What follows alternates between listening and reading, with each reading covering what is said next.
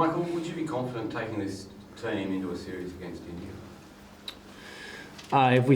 If the selectors decide this is the best 11 players to win the game at Boxing Day, well then yeah, I will be. But I think it's obviously something that's going to need to be discussed over the next few days.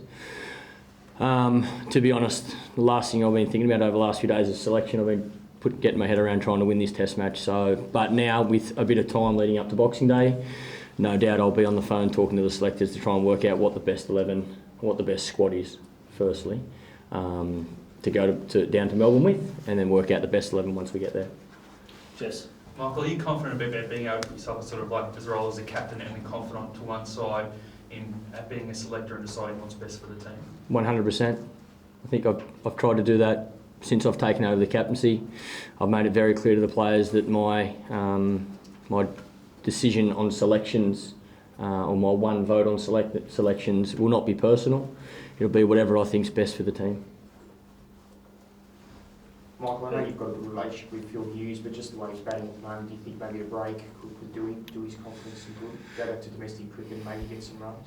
Look, he's obviously really disappointed, like all the batters are for the way we played today, but Hughes is probably most disappointed. He's been getting out the same way. I know he's been working hard in the nets on trying to improve that deficiency in his technique, and he'll continue to work on that, but look, he needs to find some runs. It's as simple as that. If he's not making them for Australia, he's going to have to go back and score some for New South Wales. There's no 4-day cricket now for New South Wales either, unfortunately. We go back and play 2020 cricket. So,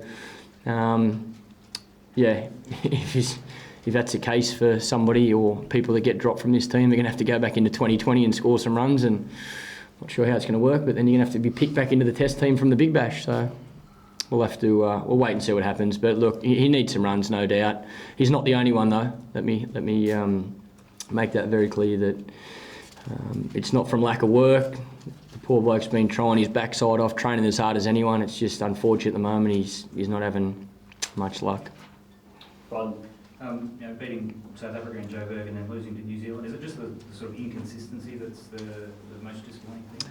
Well, we see the other side of Joburg today, don't we? We were on the winning side in South Africa, and unfortunately we lose today. So, yeah, it probably sums up where we're at as a team at the moment. I think you're seeing some really good patches of individual excellence, and as a team, I think we're playing really well in patches. But then you're seeing the other side as well, where we're letting ourselves down by very poor performances. We can't seem to find that middle road at the moment, and that's the one thing we're striving for. That's why we're training as hard as we can every day. Our preparation again leading into this test was outstanding. We're inconsistent at the minute, which is giving us all a pain in the backside. Andrew, as a captain of the Test team, would you prefer to see a bit of first-class cricket played during the height of the Test summer? What we got's what we got, mate. At the end of the day, let's deal with it. My opinion is not going to change a thing. So, like I've said to a number of people, it's about scoring runs in any form of the game you play. It's 2020, score runs. If it's one day, score runs, and just continue to get your name, push your name up in front of the selectors' eyes to get picked for, any form of the game. Are you happy with it, though? It's what we got. Brett? Was there too much in this Test wicket, or were you happy with it? What's today? Day 4. We had a lot of rain as well, so it's really probably a 3-day game if you take the rain out of the equation. I love seeing a result in Test cricket, to be honest. So I think the Tasmanian people might have liked to have seen it go 5 days and there still be a result, but yeah, I'm not going to complain about the pitch. We both had to play on it. There was a bit of movement throughout the whole game, I thought, for the bowlers, which is great to see in Test cricket. So it's a challenge for the batters. Both teams had to play on it, and we got outplayed in this Test match. Yes. David, are you also almost with your innings almost pleased with the shots that you didn't play rather than the ones you did? Like, no one's ever doubted your talent, but you showed during this innings that you had the composure to last throughout a really long innings. Yeah, definitely. Obviously, there's patches there where I played at some balls that I didn't really need to, and I'm only still learning. So at the end of the day, next game, whichever it is, got to be just be a bit more cautious and be a bit more tight in my defence, and hopefully, I can keep playing my natural game. And how do you compare your reaction to when you've actually got the 100 to where it is? I imagine it's a lot better than it is now.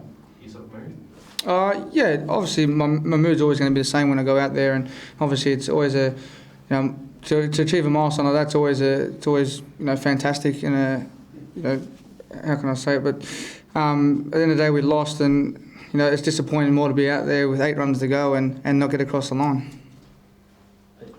You had some sort of injury problem out there. What was it?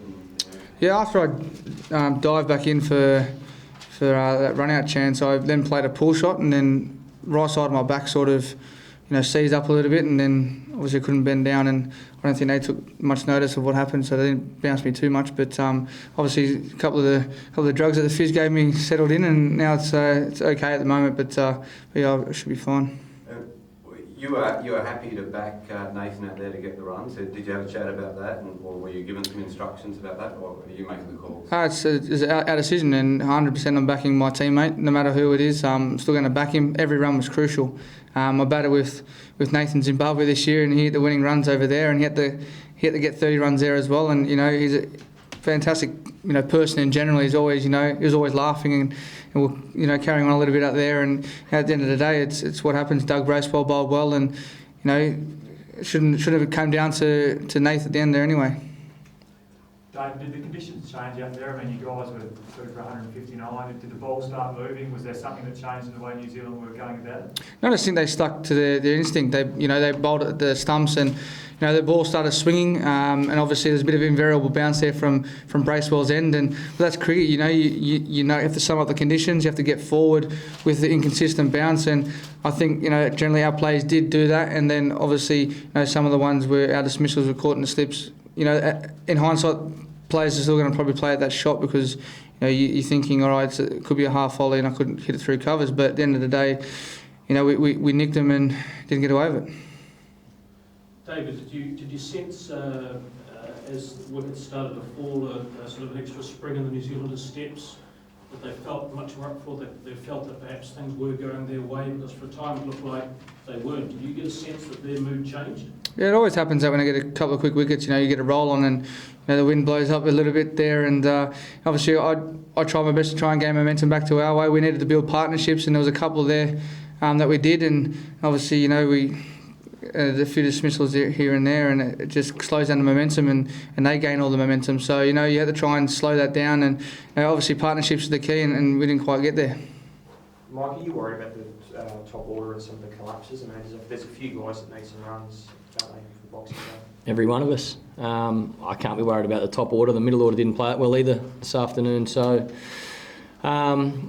we knew on this wicket in these conditions that if you got to start, you had to go on. That's probably why I'm so proud of Davey, because we spoke about it at the start of the game that there's going to be a bit of seam and swing throughout the whole game with the grass on the wicket. So if you get in, cashy, make the most of it. So if you look through our innings today, there was a couple of guys who got 20s, 15s and 20s.